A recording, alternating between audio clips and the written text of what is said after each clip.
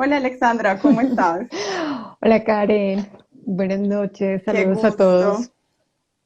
Ay, muchas gracias, qué gusto que nos veamos. Y bueno, estamos listos para empezar con este en vivo que se llama Dejarlo todo para convertirse en una exitosa escritora autopublicada. Así que, pues, ¿quién más podría ser, cierto? Bueno, les voy a contar un poquito sobre Alexandra. Primero cuéntenme, porfa, si están escuchando bien, ¿se oye bien? Yo escucho Perfecto, yo perfecto. también te oye. Listo, súper excelente. Bueno, les agradecemos mucho que se conecten. Les cuento que Alexandra Castrillón es una escritora de ficción literaria contemporánea, es una nómada en constante exploración. Esto lo tomé de, pues Alexandra tiene de todo, ya les iremos contando porque tiene canal en YouTube, tiene blog sobre viajes, tiene, mejor dicho, ya iremos hablando de todo esto.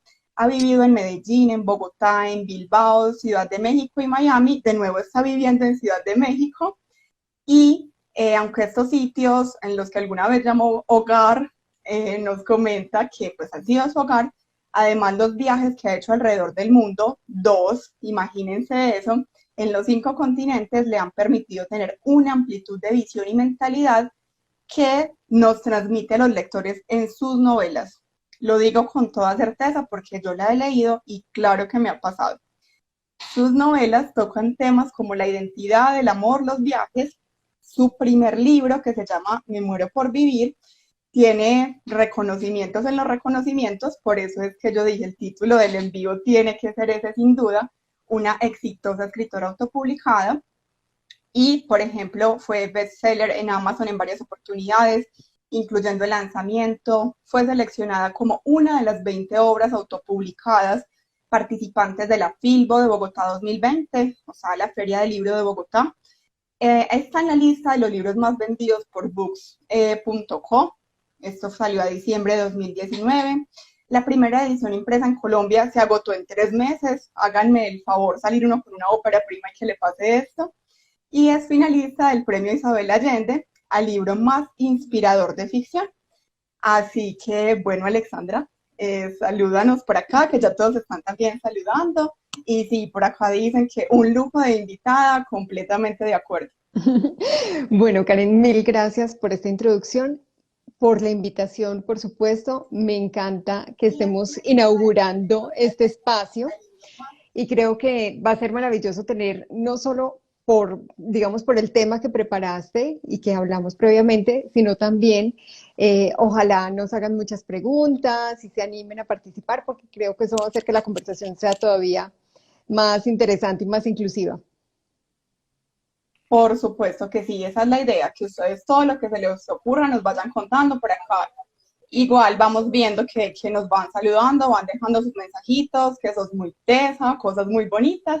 Y bueno, me gustaría empezar por preguntarte, ¿qué dejaste en su momento para aventurarte de lleno por la escritura? Bueno, yo de profesión soy ingeniera de sistemas, que eso no está como en mi biografía oficial. Creo que en la nueva versión sí. De profesión soy ingeniera de sistemas y también adelanté estudios de posgrado en hermenéutica literaria.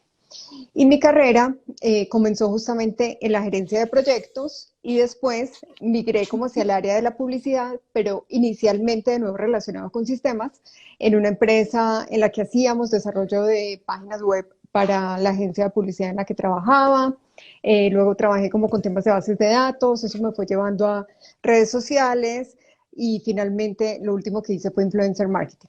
En todo este proceso que estoy hablando más o menos de unos 20 años, la verdad es que mi carrera profesional venía supremamente bien, tenía un muy buen cargo como directora de desarrollo de negocios para una empresa que tiene presencia en toda Latinoamérica desde Miami. Ha sido, pues, o fue una experiencia, todo mi trabajo siempre fui muy feliz de lo que hacía, o sea, no es como que yo dijera, odiaba mi trabajo y todos los días me despertaba aburrida, para nada, todo lo que hacía me encantaba. Sin embargo, estaba como toda esa otra pasión ahí adentro y todo ese deseo de ser escritora muy contenido. Y básicamente lo que dije fue la comodidad, la estabilidad laboral, el estar muy rodeada y acompañada. La verdad es que a veces uno no cree que va a extrañar ciertas cosas, pero pues extraño tener a mis compañeros, tener con quien discutir ciertas cosas, con quien conversar, con quien cuando se puede tomar un cafecito. Entonces, bueno, son como principalmente ese tipo de cosas. El primer día, y esto posiblemente le pase a todos los que emprendan un nuevo camino, además uno está súper perdido, porque es como en el trabajo cuando ya entras en una dinámica, pues te llegan mails, hay reuniones, hay unos indicadores, hay un jefe a quien responder, etcétera. El primer día es como, ok, nadie me escribe, soy yo la que tengo que escribir, pero ¿qué hago? Entonces, la verdad es que todos los trabajos nos dan cierta estructura y aunque a veces decimos que la rutina es aburrida y que la rutina es mala, la verdad es que la rutina tiene muchas ventajas también. Sí, sin duda, yo también lo creo y creo que es parte como del susto, lo que vos decís, bueno, yo, además de dar ese salto a algo distinto que se siente un poco al vacío, lo que vos decís, ¿qué hago el primer día? ¿Cómo empiezo? Porque uno de verdad está acostumbrado a tener una estructura distinta y de alguna forma seguirla da cierto alivio. La quincena que te consignan y sabes que contás con ella, o la mensualidad, pues ni hablar. Entonces sí, es un reto bien grande.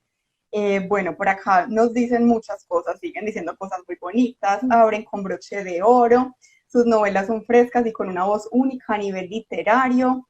Es el llamado propósito de vida, dice Carlos, nos dice Carlos Montaño. Always Books, que es Mariana, nos dice, vine a decir que todos necesitamos un Martín en nuestras vidas. Ahorita hablamos porque Martín es el personaje de una de las novelas de Alexandra. Entonces, bueno, por eso es que yo me atrevo a decir sin ninguna duda que es un éxito. Pues mírame nada más por acá, ya hasta la gente necesita tus personajes en la vida real. Divinos, muchas gracias. También pueden, por supuesto, irnos haciendo preguntas en el chat, estaremos muy pendientes. Y bueno, yo en una de tus publicaciones de Instagram, que me encanta leerlas porque aprendo mucho, la verdad, leí algo que me quedó sonando. Y decías en una parte, porque sé por mi propia experiencia que el día en que te digas, soy una escritora, no vas a descansar hasta demostrártelo a ti misma. Vos recordás la primera vez que te asumiste como escritora y se vale que nos contés la versión para vos misma y la primera vez que le dijiste a la gente, soy escritora. Bueno, yo en 2017 hice mi segundo viaje alrededor del mundo y cuando renuncié a ese trabajo, como que dije, este va a ser mi último trabajo corporativo. De hecho, ahí se acaba de conectar David Zorro, que era alguien con quien yo trabajaba en esa empresa. Y entonces como que yo dije, ya, este es mi último trabajo corporativo, me voy a mi viaje alrededor del mundo y me dedico a ser escritora y ya soy escritora. Sin embargo, cuando regresé, volví a esa misma empresa, a un trabajo distinto, pero a esa misma empresa. Y entonces, algo que sí pasó en ese viaje es que, y he contado esta anécdota en varias ocasiones porque de verdad para mí fue súper importante, hubo un día, recién empezando el viaje, que estábamos yendo de Myanmar a Laos y en la mitad teníamos una escala en Tailandia. Y saben que hay que llenar los formularios de migración en los aeropuertos y bueno, a veces preguntan unas cosas que uno dice, ¿quién rayos le dirá esta información o para qué la usan? Pero dentro de lo que preguntan, preguntan profesión u oficio. Y ese día, en todos los formularios de migración, yo escribí escritora. Y me sentía muy extraña porque decía, bueno, ¿y si el oficial de migración me dice, ok, aquí dice escritora, ¿usted qué ha escrito? Yo qué le voy a decir, no, pues he escrito muchos diarios, muchos cuentos, escribí muchos artículos en el periódico de la universidad. Pero bueno, me daba susto como que fuera a chequear la información y me buscara en internet y dijera, usted no es escritor. Pero bueno, en fin, fue una cosa muy bonita, fue algo muy bonito ese día como haber hecho esa declaración legal de soy escritora. Sin embargo, el momento más determinante para mí, efectivamente, es cuando el 1 de enero de 2019 digo, este año voy a escribir y publicar mi primera novela. Y hay algo muy especial. Yo creo que hay como, así como en este clasificar las cosas en binario que a veces se nos ocurre a los seres humanos, hay dos tipos de escritores. Los que dicen soy escritor sin haber publicado, espero que habiendo escrito, y los que dicen, aunque he publicado, no voy a llamarme escritor, sino hasta que pase mucho tiempo. Yo creo que es muy importante uno mismo creérselo. Y para mí, escritor es el que escribe. Y si tú o alguien de los que nos está viendo en este momento escribe con frecuencia, ha escrito cuentos, escribe poesía, tiene algunos relatos, en fin, créase escritor, porque finalmente ese pequeño paso es el paso más importante para realmente como irse en ese camino. Entonces, bueno, sí, somos escritores. Excelente, qué anécdota tan bonita.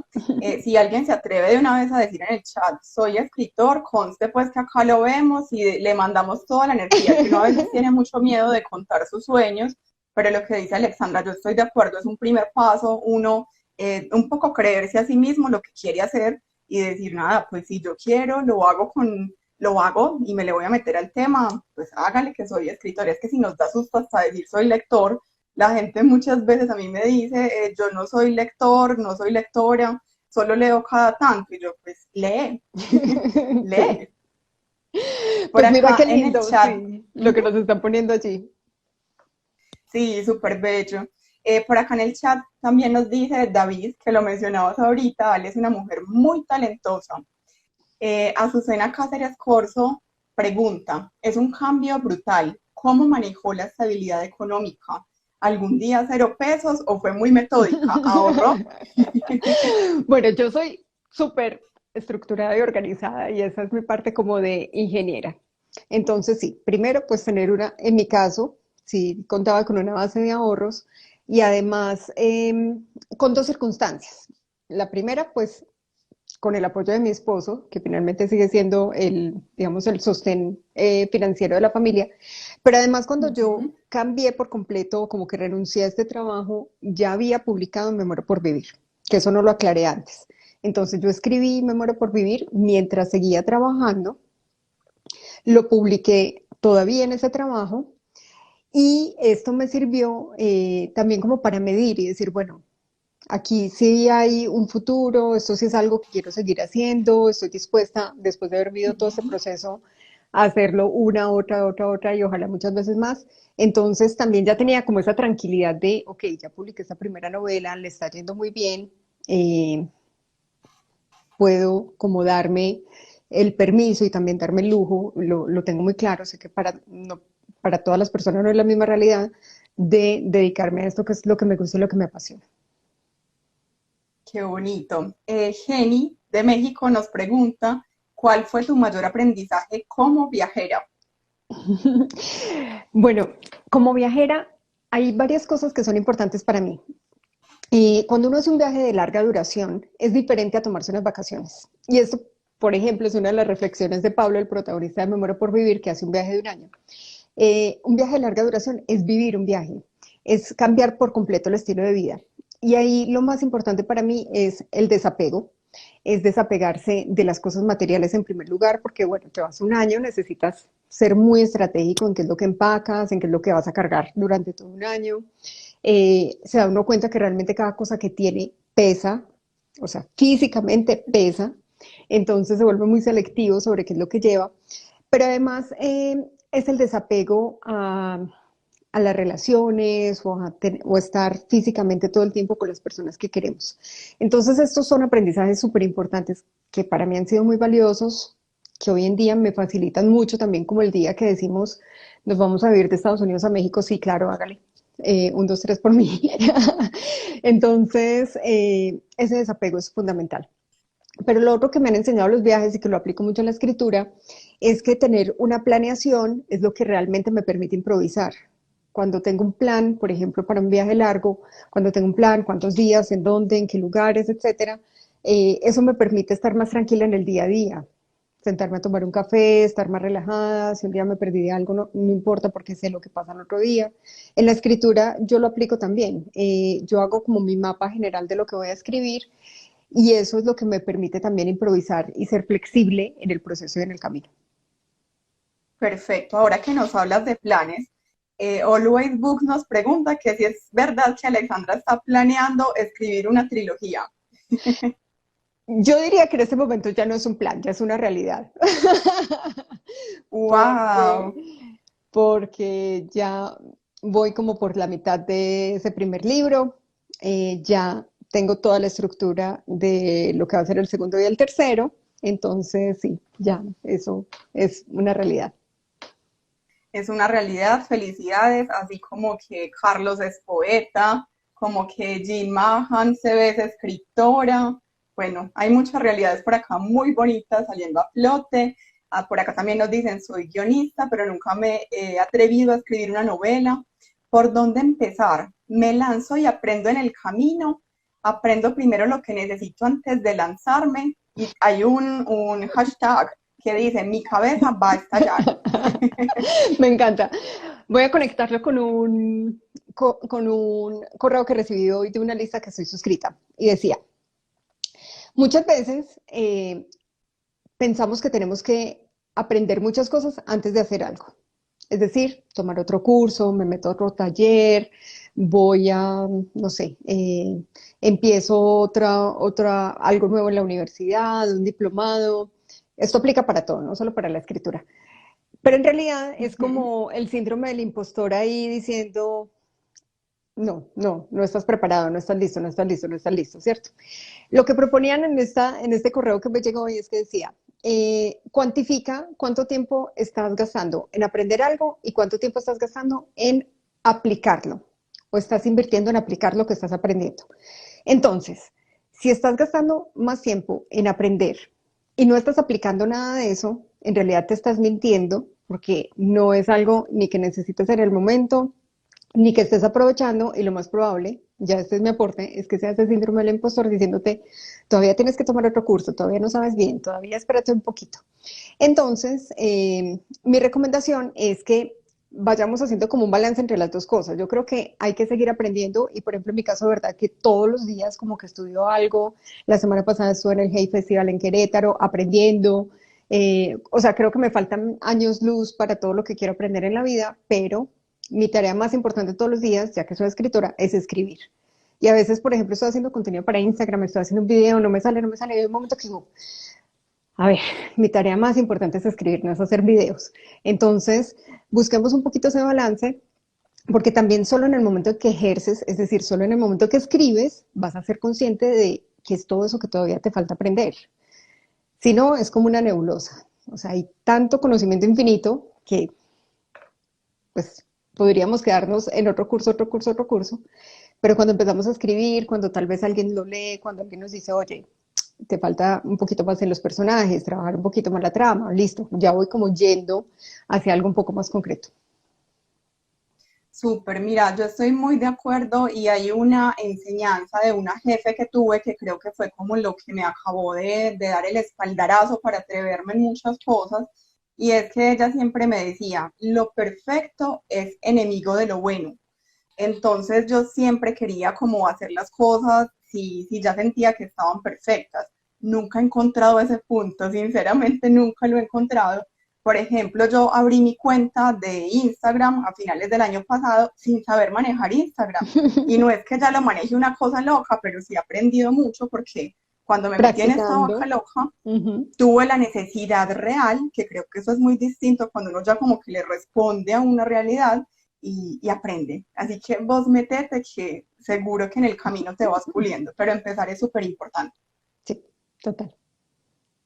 Bueno, esta charla habla de la autopublicación, pues tiene que ver con que yo admiro mucho en realidad que una autora autopublicada sea tan conocida, genere tanto reconocimiento en sus lectores y tanta cercanía, porque eso ni siquiera pues autores, digamos, colombianos que uno conoce hace mucho tiempo, se da como el lujo que eso también lo permiten las redes sociales, de sentir que son cercanos, tanto como por poder interactuar con ellos, como además por la forma en que escriben sus novelas, con un lenguaje cercano y demás. Por ejemplo, lo dice Sherlock, dice por acá, me encantó ver tu faceta de viajera plasmado en la novela tuya que leí. O sea, eso ya es decir, venga, que es que yo sé que usted ha viajado. Y lo noté, se me hizo cercano, un poco la reconocí cuando la leí. Entonces yo he destacado bastante pues en este en vivo y pues en mis historias lo de la autopublicación porque me parece un logro grandísimo. Aclaro que un autor autopublicado pues quiere decir que no está representado por alguna editorial, básicamente.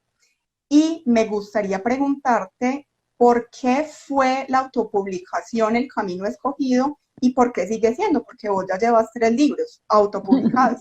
Así es. Bueno, cuando yo empecé y dije, este año voy a escribir y publicar mi primera novela, no sabía nada de la industria editorial. O sea, sí sabía de escribir porque me había formado y había estudiado la especialización y había estado en muchos talleres, y había escrito muchos cuentos y muchas cosas, pero no conocía la industria editorial.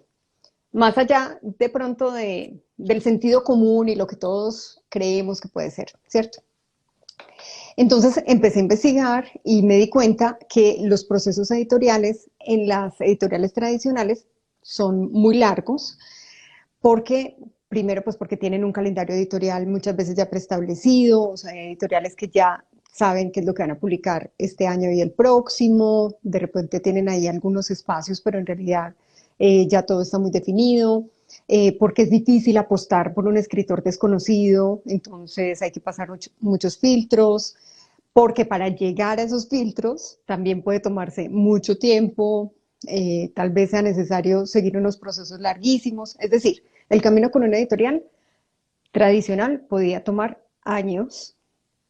Conocí personas que me dijeron, llevo 5 años, llevo 7 años, aún nadie me publica, he recibido, pues mando los manuscritos, 8 meses después me dicen que no, entonces estoy otra vez en cero, vuelvo y mando a otra. Entonces, como yo lo que quería era escribir y publicar ese año, pues no podía esperar 5 años, ni 7 años, ni infinito. Y en ese momento que estaba viviendo además en Estados Unidos la autopublicación es un camino completamente válido, es un camino que además tiene cierta regulación. Hay una organización de los escritores independientes en Estados Unidos donde hay unos estándares mínimos que deben cumplir las obras. Eh, entonces yo dije, bueno, esto es un camino que a mí me va bien porque pues tengo ciertos conocimientos eh, tecnológicos, digamos, pues por mi profesión, tengo muchos conocimientos de mercadeo por mi trabajo, tengo la disponibilidad para hacerlo, tengo el capital para contratar a los profesionales que necesito contratar, entonces voy a hacerlo. Esa fue la decisión, o sea, como que el criterio número uno fue el tiempo. El tiempo es, necesito o quiero publicar esta novela en 2019. Ahora bien, después de haberlo vivido la primera vez, todo el aprendizaje del mundo, algunos editoriales me buscaron, me han hecho ofertas, han querido como reeditar mis libros. Sin embargo, cuando veo las ofertas, como que siento que no gano tanto y pierdo mucho. En primer lugar, porque la autopublicación tiene una ventaja, para otros desventaja, y es que el escritor tiene control de todo. Es decir, yo decido desde con quién trabajo, a quién contrato, qué portada es la que quiero, qué título voy a poner, de qué tamaño va la letra dentro del libro, o sea, todo eso lo decido yo. Yo decido cuánto voy a cobrar por los libros, yo decido dónde los quiero vender. Eso a mí me gusta, Uh-huh. hay personas a quienes no. Los contratos con las editoriales que me han buscado no me han parecido que me den un beneficio lo suficientemente bueno para yo renunciar a todos los otros beneficios que tengo con la autopublicación. Sin embargo, nunca estoy cerrada al tema. ¿Por qué? Porque obviamente sé que, por ejemplo, una gran editorial me permitiría llegar a mercados donde hoy no estoy, me permitiría tener una distribución más amplia, posiblemente llegar a otros formatos como audiolibro, traducciones, que son pasos que van en el camino y que todavía no estoy ahí. Entonces no lo descarto, simplemente hasta el momento no ha sido beneficioso para mí. Y yo creo que esto es algo muy importante para cualquier escritor. A veces tener como la ilusión de que una editorial nos va a publicar, nos hace irnos como con los ojos cerrados y decir sí. Hay que leer muy bien los contratos. O sea, yo he leído contratos que digo, no puedo creer que una sola persona haya firmado ese contrato. Y luego me doy cuenta que no solamente una, sino cientos. Entonces como que digo, bueno, hay que leerlo con mucho cuidado, como cualquier contrato. Obviamente uno se emociona un montón, o sea, la primera vez que una editorial me dijo, te quiero reeditar, Me muero por vivir, que era el único libro que tenía en ese momento, me emocionó muchísimo. Pero cuando leí los términos, yo decía, esto no tiene ningún sentido. Entonces esa sería también una recomendación para quienes estén en este proceso. Excelente, qué bueno. Pues primero mostrar lo exitoso que puede ser la autopublicación, las ventajas que tiene además.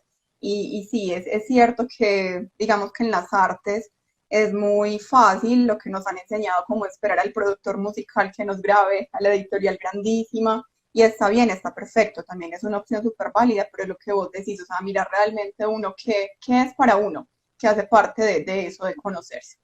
Me voy a tomar por acá la libertad de leer un párrafo que encontré cuando Alexandra iba a publicar su primer libro y dice así: alguna vez leí que todas las decisiones se toman desde el amor o desde el miedo y yo empecé a escribir este libro con mucho miedo. Ahora mismo hay una voz que me dice que esto es un error, que todo saldrá mal, que soy una impostora al creer que puedo escribir una novela. Cierro los ojos mientras intento controlar la ansiedad y las ganas de llorar. Sí, hoy también tengo mucho miedo, incluso más que cuando escribí capítulo 1 hace varios meses. Y con todo este miedo que más que vencer puedo apenas controlar, aquí está, me muero por vivir, mi primera novela. Ahora que tenés la experiencia de 3 libros publicados, ¿qué consejo le darías a la Alexandra que iba a lanzar su primer libro? Bueno, yo creo que en ese momento una de las cosas que más me retenía y que más miedo me daba, como lo expreso en el prólogo de la novela, es ¿qué van a pensar? ¿Qué van a pensar de mí? Además, Me muero por vivir tiene contenido sexual explícito, entonces yo como que pensaba, ¿qué va a decir mi mamá? ¿Qué van a decir mis tías apenas lean esto? O sea, por favor, tengo 43 años y 23 años de casada, ¿Y claramente, cuántas tías? y muchas tías. Entonces, yo creo que, si, que si hubiera tenido la certeza o la confianza de que la opinión de los demás no es algo que me destruye, sino que me construye, que es algo que he aprendido en este proceso, porque obviamente he recibido críticas negativas, hay personas a quienes no les ha gustado, etcétera. Eh, Saber que la crítica no es mala, que la crítica no destruye, sino que construye, me habría dado más tranquilidad para embarcarme en este proceso y hacer más cosas que hoy en día hago que en ese momento me daban más miedo. O sea, hoy en día contacto muchas librerías, contacto periodistas, hablo con muchas personas, les hablo de mis libros, sé que hay gente a la que no le va a gustar y eso está bien. Entonces, como que en ese momento me cohibía mucho más porque todavía tenía todo ese temor. Perfecto. Entonces ahí también va otro mensaje como del anterior que decíamos sobre lanzarse, y es que el miedo no se va, hay que hacerle con miedo. El miedo evoluciona y ojalá sigamos encontrando nuevos proyectos que nos den mucho miedo, porque bueno, puede ser un presagio de que vienen cambios bonitos también. Sí. Una pregunta, Alexandra, Me muero por vivir, pues fue tu primer libro publicado, pero por acá nos preguntan que, bueno, por acá dicen, si mal no recuerdo, lo primero que leí de Alex fue una historia que transcurría en un bar de Barcelona. ¿Cierto o falso? Cierto, cierto.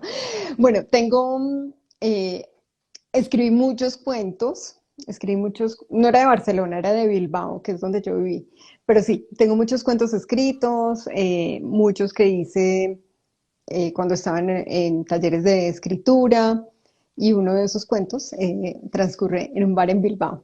Sí, así es. O sea, te tienen súper pisteada. Excelente. Por acá nos pregunta Azucena Cáceres. Alexandra, ¿considera que para ser escritor se requiere ser lector? Soy casi lectora, anhelaría escribir, pero me da miedo. El otro día vi una charla sobre el tema de alguien que decía que no era verdad, que no había que leer tanto para ser escritor. Y voy a contar como cuál era su punto de vista porque me pareció interesante. Y es el siguiente.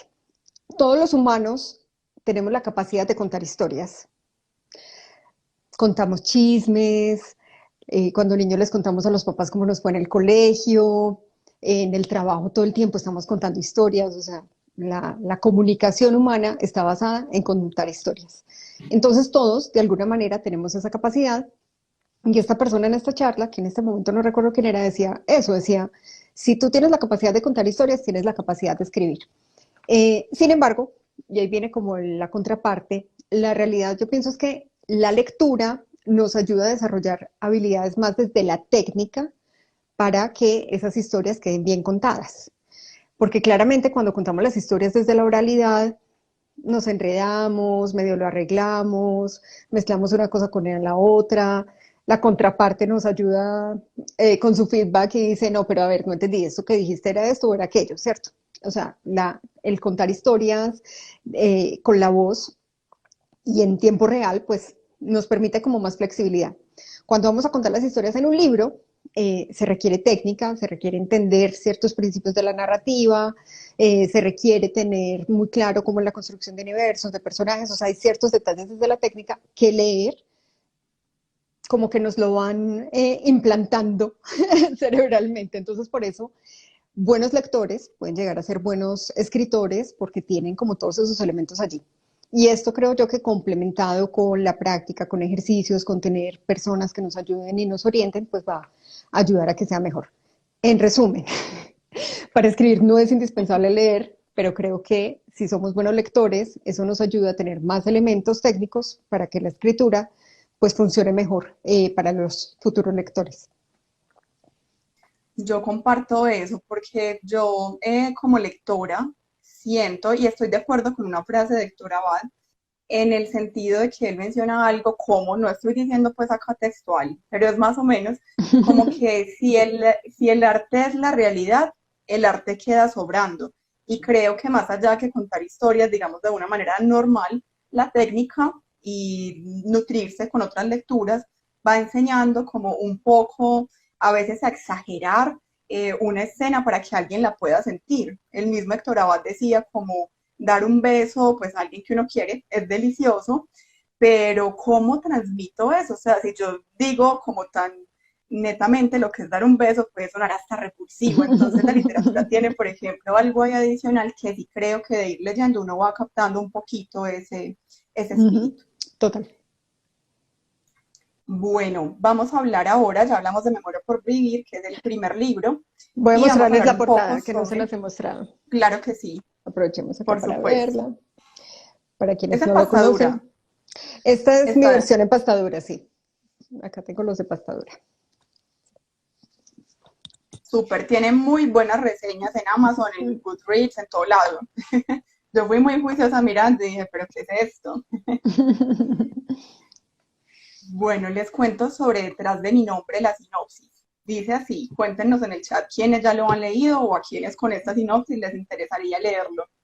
Andrea anhela formar la familia perfecta para llenar el vacío de crecer sin su mamá y la culpa de haber causado la muerte de su papá y de su hijo. Luego de fracasar en su matrimonio, se embarca en la reconstrucción de su pasado, intentando descubrir los motivos por los que fue sacada de su país cuando era niña. Las situaciones no resueltas la perseguirán amenazando la vida de quienes ama, llevándola a escapar y a empezar de nuevo, para finalmente aprender que no hay lugar en el que pueda esconderse del dolor que carga en su corazón. No sé si les ha pasado, a mí sí. A través de este viaje a su interior y por diferentes países de Latinoamérica, el lector la acompaña en su lucha contra la depresión y la adicción, en la búsqueda del amor, en la construcción de su identidad y en la sanación de su pasado como camino para crear la vida que ella eligió. Les cuento pues que yo fui lectora beta de esta novela, me encantó y mi pregunta es, ¿qué pensás que fue clave en tu proceso creativo para lograr que el tema de la salud mental tuviese una verdad, un abordaje respetuoso y tan convincente? En este caso, para mí era muy importante, o bueno, no solo en este caso, también en Me Muero por Vivir, porque en Me Muero por Vivir también hay enfermedad, solo que Me Muero por Vivir es enfermedad física, no es la salud mental como en el caso detrás de mi nombre. Eh, yo creo que la enfermedad, en mi caso, me gusta mostrarla desde el enfoque positivo, o sea, como desde el aprendizaje que nos deja y cómo nuestra capacidad humana de superar aún situaciones tan difíciles se sobrepone. Obviamente, no es siempre, no es todos los casos, claramente no. Pero es el lado que yo quería abordar y quería mostrar. Entonces, primero, La mirada hacia la enfermedad no está desde la lástima, sino que está más desde, ok, esto está pasando, es un hecho, pero ¿qué hace esta protagonista con esta situación que está viviendo? ¿Qué hace su entorno? ¿Qué hace la vida a su alrededor? Y particularmente en el caso de Detrás de mi nombre, conté con el apoyo de una psicóloga que se llama Yule Gómez, quien me ayudó en toda la revisión del contenido y también en darme su punto de vista sobre ciertos temas con los que yo no estaba muy familiarizada. Entonces, yo no he vivido de cerca situaciones de ansiedad y depresión como la protagonista.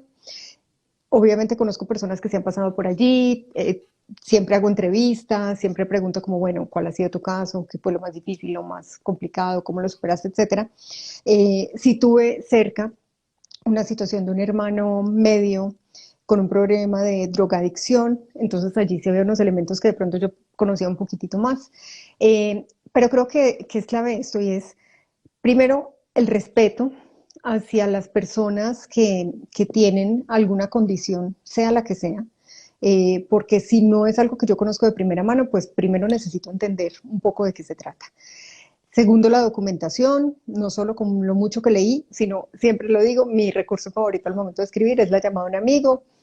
Y la llamada a un amigo va desde preguntarle a mis compañeras del colegio si saben si en el cementerio Campos de Paz permiten que la gente se vaya a pintar cuadros,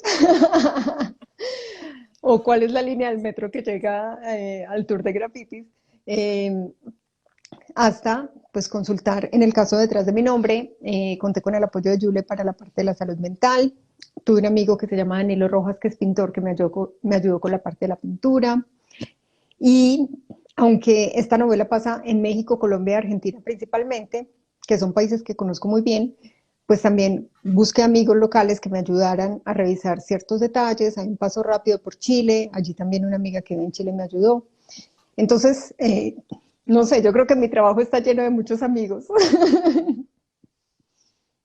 Excelente, y es otro gran consejo. Por ahí recuerdo una frase del escritor Antonio Machado que era como a oír los ecos, no me acuerdo, creo que me siento, algo así, pero el caso es que uno a veces teme también empezar en algo porque uno dice, eso ya está inventado. No, como usted lo contaría, no, seguramente. Además de que si usted no sabe de un tema, puede preguntar y nutrir su arte, el tipo de arte que sea, de otras experiencias. A mí eso me ha gustado mucho de vos, Alexa, porque te he visto en tus historias diciendo necesito personas que hayan vivido tal experiencia, ¿quién se atreve a contarme? Y eso me parece muy bonito. Creo que esa es una experiencia muy valiosa. Y sabes que Por es acá. mucho más bonito las personas que con tanta generosidad y apertura me cuentan. O sea, como que de verdad, a veces yo digo, bueno, ¿quién va a querer hablar de esto? Es una situación difícil, es complicada, eh, pero creo que ha sido también muy lindo que desconocidos, inclusive, o que el amigo de un amigo de un amigo, me contactan y me dicen, mira, sí, yo soy adoptado, ¿qué necesitas? O yo sé este tema que preguntaste, ¿qué necesitas? Eso me encanta. Yo pienso que si hubiera sido médica o abogada, habría sido también todavía mucho más fácil porque son las dudas más frecuentes que tengo cuando estoy escribiendo. Como que pienso, bueno, ¿esto lo llevará a la fiscalía o el DAS? ¿A quién le pregunto? Como ese tipo de cosas.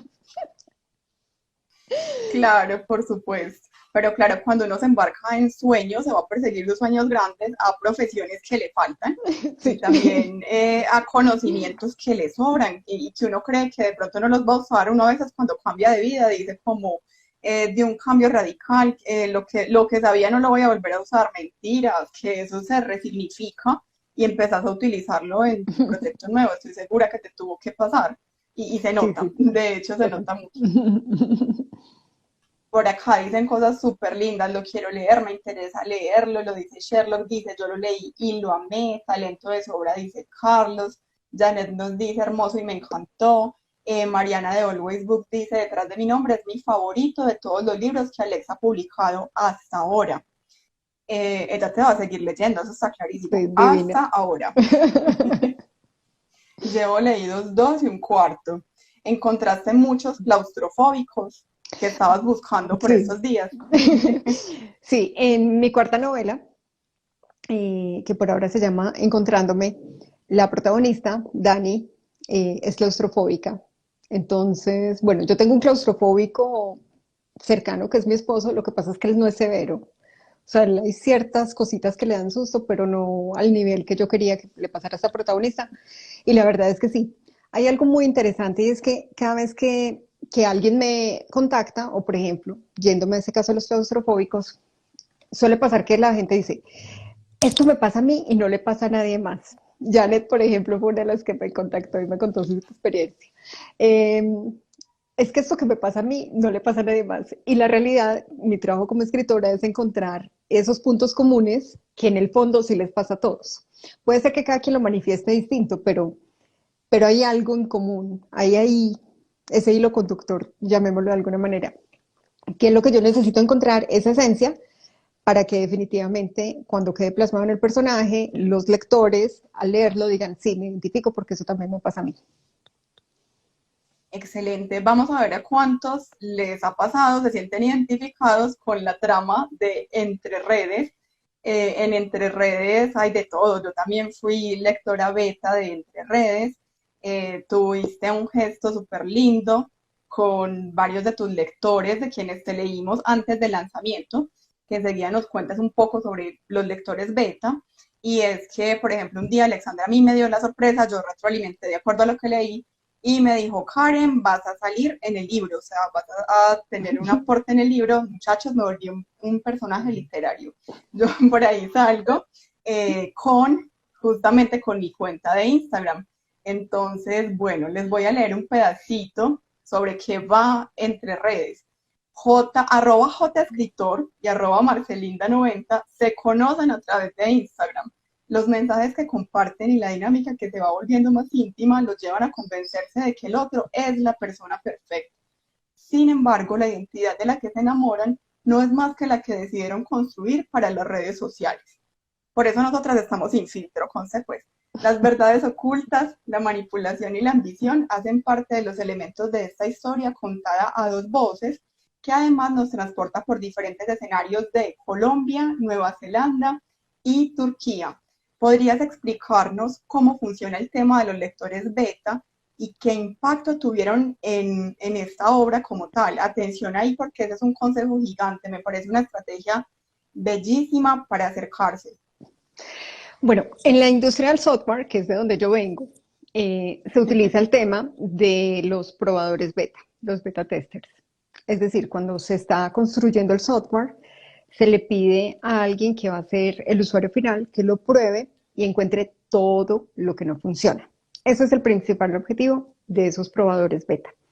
Entonces, con mis novelas, yo pensé, bueno, me gustaría como hacer algo similar. Es muy común que el escritor busque a otros amigos escritores, eh, de repente mentores, lectores profesionales que lean sus libros para que les ayuden en este proceso y definitivamente pues yo tengo a Natalia que es mi correctora y editora y su aporte pues es fundamental, pero eso no reemplaza en mi concepto la opinión o la percepción que pueden tener los lectores. Entonces, en las tres novelas he hecho convocatoria a través de mis redes sociales para que todas las personas que quieran ser lectores beta se sumen. Esta es una convocatoria que es como, esta es la sinopsis del libro. Si tú estuvieras en la librería y vieras esta sinopsis, ¿te interesaría leerlo o no? Y quienes aceptan como el desafío, su misión, pues muy generosamente me comparten su tiempo y sus opiniones. Básicamente cómo funciona es que les envío un manuscrito de la novela que más o menos va en el tercer borrador y les pido que encuentren todo lo que está mal. Son siempre muy generosos, nosotros además los latinos nos cuesta mucho dar como una retroalimentación crítica y dura, entonces siempre me dicen también mucho y lo aprecio y lo valoro también todas las cosas bonitas que piensan de la novela, pero principalmente el objetivo es que me digan, este personaje está mal, este final no me convence, aquí no entendí nada, me aburrí del capítulo 3 al 6, todo lo que está mal. El grupo de lectores beta suele ser bastante amplio, creo que donde tuve más fue en Detrás de mi nombre, que fueron como 55. Y después lo que yo hago es que leo todos los comentarios sin asociarlos a nadie. O sea, yo hoy específicamente, no sé, Karen, si le pareció que la novela era terrible. No lo sé. Yo leí sus comentarios como anónimos, por así decirlo.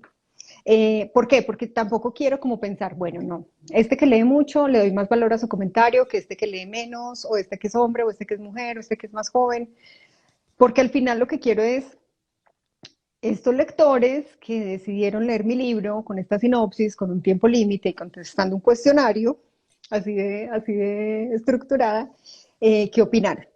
Y en todo lo que opinan, después de que leo todos los comentarios, voy como identificando cuáles son los puntos en común. Entonces, por ejemplo, en Entre Redes, eh, el principal cambio que hice fue que cambié todo el final. Los últimos 6 capítulos de la novela, completamente nuevos. La historia, o sea, no es que lo reescribí, no es que lo conté distinto. Lo que pasa en la novela en los últimos 6 capítulos es distinto a lo que leyeron los lectores beta. Adicionalmente, cuando me dicen, no, a este personaje le falta definir ciertas cosas o esta parte fuiste muy rápido. Entonces, con todo ese feedback, identificando los puntos que son comunes, adicionalmente yo, bueno, y con los que estoy de acuerdo, trabajo un siguiente borrador y otro siguiente borrador y otro siguiente borrador. Y aclaro con lo que estoy de acuerdo, porque también a veces los lectores beta me dicen, no, mira, yo haría todo distinto. El final no debería ser así, deberían terminar allá, debería pasar A con B.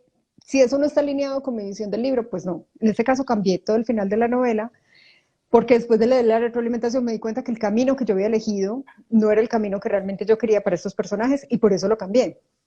Pero no fue porque alguien me dijo, cámbialo.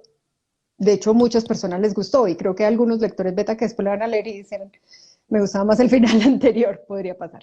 Entonces, es eso, es como escucharlos. ¿Por qué es tan importante esto? En especial en mi caso, que estoy en un proceso de aprendizaje y crecimiento. Porque cuando los lectores me dicen, aquí hay algo que no funciona y yo tengo esta oportunidad de mejorarlo, significa que cuando llega el producto final, que al final es el séptimo borrador y ellos leyeron el tercero, muchos puntos ya se han mejorado, ya se han corregido, ya se han pulido y mi objetivo y mi propósito pues es entregar un producto de calidad a mis lectores. Entonces son súper importantes, o sea, están en los agradecimientos, no me canso de darles las gracias de verdad, porque pues es que gracias a ellos llegamos a esto. Entonces, más o menos así es como funciona y quienes estén interesados en ser más adelante, pues me pueden mandar un mensajito y seguirme en Instagram, obviamente, porque aquí es donde siempre estoy compartiendo como, bueno, hay abierta convocatoria de lectores beta, quienes quieren, y a partir de ahí empezamos el proceso. Más o menos cuando, porque nosotros sabemos que vos sos muy organizada, incluso Janet ahorita decía, ¿cómo haces para escribir tanto? Y creo que la respuesta que dabas ahora es la planeación, ir planeando. Hemos visto en tus publicaciones también que sacas momentos específicos del día para escribir un poco la filosofía, como de que si las musas llegan, que te encuentren trabajando. Y más o menos cuando la gente que quiera ser lectora beta de tu cuarta novela podría estar pendiente. Yo creo que más o menos en un mes y medio, al ritmo que voy, más o menos en un mes y medio, es decir, como octubre. Qué rápido, se acaba de salir la tercera novela. Lo que pasa es que después de eso sigue mucho trabajo, porque mira, eso es como un tercer Claro, borrador. Después de eso yo voy a hacer otros 4 borradores, hay que corregir, maquetar, en fin. imagínate, debe estar Taylor revolcándose con sus teorías de productividad. Alexandra, según tu experiencia, ¿qué ingredientes son esenciales para que un escritor autopublicado triunfe? Creo que el principal es el compromiso con la calidad del trabajo. Eh, y esto es algo muy importante a nivel individual y a nivel colectivo.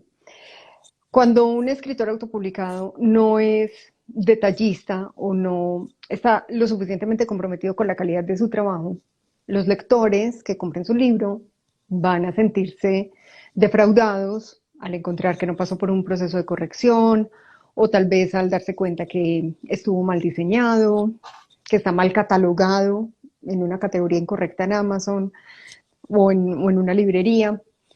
Y eso al final nos va a perjudicar a todos, porque eso es lo que hace que después otra persona diga, yo más bien como que compro el libro de la editorial que ya conozco y no de este desconocido que no sé con qué me voy a encontrar. Entonces, mi primera invitación sería definitivamente a estar comprometidos con esa calidad en todos los sentidos, en entregar una historia que sea interesante, en contratar a los profesionales que sean necesarios, editor, corrector, diseñador, todo lo que implica como esta cadena y este proceso, porque eso nos ayuda de nuevo, como individuos, pero nos ayuda también colectivamente. Creo que también algo que ha sido muy importante para mí es como todo este trabajo de mi marca personal, de tener la presencia, de tener el contacto directo, de, en mi caso, que decidí pues ser abierta y cercana, estar todo el tiempo respondiendo a esto, porque es la manera también de construir comunidad, de tener este grupo de personas que en mi caso, pues sé que con mucho cariño me apoyan, que cuando viene un nuevo libro le van a estar pendientes, que lo compran, que lo comentan, que me ayudan en todo lo que hago. Entonces, ese sería un segundo punto. Y creo que el tercero es tener la certeza de que esto es un camino, no es una meta, de que estamos aprendiendo y de que cada día hay que estar actualizándonos, leyendo, estudiando, mejorando, no sé, todo lo que implica este camino. Entonces, en resumen, primero la calidad, segundo, marca personal y construcción de comunidad, y tercero, es un camino y vamos en él, vamos aprendiendo. Qué lindo eso. Por ahí en una publicación te veías que de verdad, o sea, sigan a Alexandra porque uno aprende demasiado en las publicaciones. Decías algo muy bonito, mi compromiso conmigo y contigo. Y sacabas 10 puntos que me parecieron bellísimos y son escribir sobre los temas que me importan, retarme en cada libro para aprender algo nuevo, escuchar a mis lectores, inspirarme en otros, trabajar en lo que me hace auténtica, confiar en mi proceso, solo compararme conmigo misma, apoyarme en los expertos, disfrutar el camino, manteniendo la visión en la meta, agradecer. Alexandra, ¿qué te dijeron que no podías lograr y lograste? Bueno, hay algo que a mí me pasó una vez y es que todavía estaba en este trabajo corporativo con mi familia y en un café me encontré con alguien que había conocido hace muchos años. Entonces, bueno, conversación normal. ¿En qué estás? ¿Qué has hecho? ¿Dónde estás ahora? ¿En qué trabajas? ¿Cuántos hijos tienes? Bueno. Y en medio de todo eso yo le dije, no, y ahora soy escritora y a partir del próximo año ya me voy a dedicar por completo a la literatura. Y esta persona me dice, de eso no se vive. Ok. Bueno, entonces dicen, de eso no se vive, yo ya he publicado 6 libros, no, de esto no se vive, piénsalo bien, no dejes tu trabajo, etcétera. Entonces, bueno, pues yo me siento muy feliz de no haberle hecho caso, porque, primero porque estoy convencida de que mi camino es mi camino, así como lo decía en ese decálogo, que mi proceso es mi proceso, que las decisiones que yo tomo, que el tipo de libros que yo escribo, que la certeza que yo tengo hacia dónde voy, pues es diferente a la de esa persona que me dijo eso y que es diferente a la de muchos otros. Entonces, creo que primero que yo vivo de escribir y como dice Carlos, mi amigo que está por acá conectado, pues todavía no como al 100% de mis libros, pero sí vivo feliz de lo que estoy haciendo. Y creo que, por ejemplo, había personas que me decían, no, es que independiente o autopublicada jamás vas a estar en las librerías. Y hoy en día me distribuyen unas 40 librerías en Colombia, por ejemplo. Y tengo distribución en México, en Argentina, en Perú, en Uruguay, en España y o sea, hasta en Suecia se consiguen mis libros. Entonces, como que todo eso que me dijeron que no era posible, pues ahí como dice la frase, como no sabían que era imposible, lo hicieron. Pues sí, yo como no sabía todas estas cosas, con sentido común, con el amigo del amigo, con tocar puertas y con no tener pena, lo voy como medio logrando. Entonces me alegra no haber escuchado esas palabras. Sí, qué bueno. A veces también es importante saber qué opinión ignorar o bueno, o intentarlo, ¿cierto? Para uno con fundamentos decir, está bien, no lo logré, o cambiar, uno dice, pues cambio mi método a ver si lo logro de otra forma. Por acá Janet decía, como dice el meme, y adivina dónde estoy. Y también te hacía una pregunta, y es, si tuvieras que definir tus libros en un género literario, ¿cuál sería? Bueno, el tema de los géneros literarios es una cuestión súper importante porque a los seres humanos nos encanta clasificarlo todo. Eh, y la verdad es que yo escribo existe un subgénero para lo que yo escribo que se llama ficción literaria contemporánea. Esa es la definición de mis 3 novelas hasta el momento. ¿Qué significa esto? Primero, que, digamos, o sea, como vamos de lo macro a lo micro. No ficción y ficción, pues es ficción. No es, por ejemplo, no pertenece al campo de la fantasía ni de la ciencia ficción, es más basado en la realidad. Dentro de la realidad está como el realismo mágico, pero no es realismo mágico, es realidad, realidad. Es contemporáneo, es temas de lo que hablamos hoy en día. Y adicionalmente es la mezcla de diferentes temáticas. Mis personajes se enamoran, pero no son libros románticos. Mis personajes viajan, pero no son libros de viajes. Mis personajes tienen una búsqueda de su pasado y hay todo un tema detectivesco un poco, pero no es un thriller. Son seres como nosotras que tenemos una vida compleja.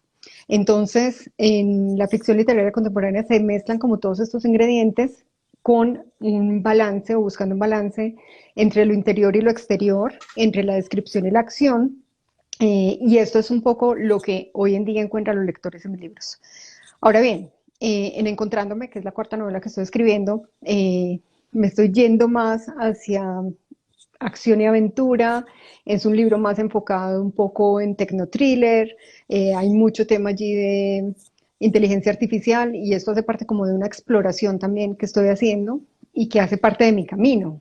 O sea, yo creo que es tan difícil que el día a uno le digan, ¿tú de qué escribes? Y uno apenas va en el título de capítulo 1, no sé. De milagro. Sí, escribo de milagro, muy bien.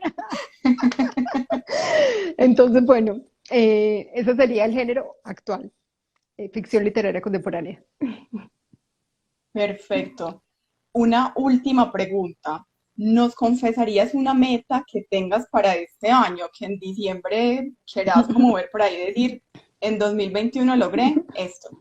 Bueno, voy a contarles una meta muy, muy íntima y de la que se habla poco.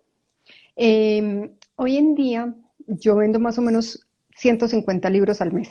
Ese es como mi actual, ahora que tengo la tercera novela publicada.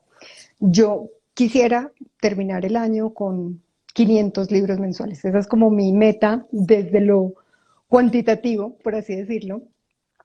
Y elegí contarles esto porque sí, es algo de lo que no se habla mucho. Por ejemplo, en Colombia, una editorial a un escritor nuevo le publica, saca un tiraje de 400 libros.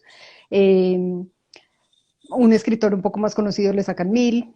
Entonces, bueno, yo creo que a veces también quienes están empezando dicen, bueno, pero si vendo 100 será mucho poquito, si vendo, hay que vender 5000, mando a imprimir 50.000. Son como cosas que quienes no estamos en la industria desconocemos. Entonces, con Me Muero por Vivir ya pasé de los 2000 lectores y sigue, ahora está creciendo muchísimo pues por todo lo del premio Isabel Allende. Eh, Vi el mes pasado fue el libro que más se vendió de los tres. Bueno, no entre redes por el lanzamiento, pero digamos como que si quitara el efecto lanzamiento, realmente creció mucho las ventas de Me Muero por Vivir. Y esa sería mi meta en diciembre, vender 500 libros de mis 3 novelas en ese momento. Muchas gracias por contárnosla, porque es algo muy valiente contar uno sus metas, contarle a los demás qué quiere lograr. Y como mencionábamos ahora, es un primer paso además para acercarse, creemos nosotras, según lo que dijimos ahora. Sí, sí, sí, sí. Muchísimas gracias, Alexandra, por esta conversadita tan deliciosa que yo disfruté tanto. Espero que vos también, que todas las personitas lindas que nos acompañaron también. Los comentarios fueron hermosos, todos los estábamos viendo nosotras, no todos los pudimos leer en voz alta, pero por supuesto que los vimos y nada, eso hace parte de tu súper éxito, tener unos lectores tan fieles, tan cercanos, unas personitas que te estamos deseando tantas cosas bonitas. Y bueno, mis queridos, mis queridas, muchas gracias por haberse conectado. Ustedes me dijeron por ahí en unas preguntas de historias que querían en vivo, los vamos a hacer.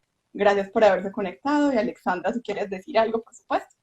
Por supuesto, pues primero, muchas gracias, Karen, por crear este espacio. todos invitadísimos a que se sigan conectando el resto de la semana a los envíos porque están geniales. Yo tengo una semana con muchas actividades porque tengo muchas entrevistas de lo del premio, pero intentaré por lo menos verlos en diferido porque van a estar fantásticos. Creo que es súper importante crear estos espacios en los que podemos interactuar, contar, mostrar puntos de vista diferentes, que es al final lo que hace que todos logremos mayor empatía en el mundo. Es algo, por lo menos, que para mí logra la literatura y que logra la conversación.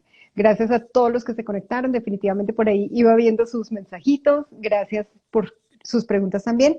Y bueno, gracias muy especiales a ti por este espacio, por esta invitación y por permitirme ser la primera. No, muchas gracias a vos, a todos, y bueno, quedará también grabado el en vivo, como mencionaba Alexandra, pues lo podrás ver también, lo dejaré en el perfil. Un abrazo muy grande para todos, sigan a Alexandra y buena noche, queridos, que estén muy bien. Gracias. Chao, chao.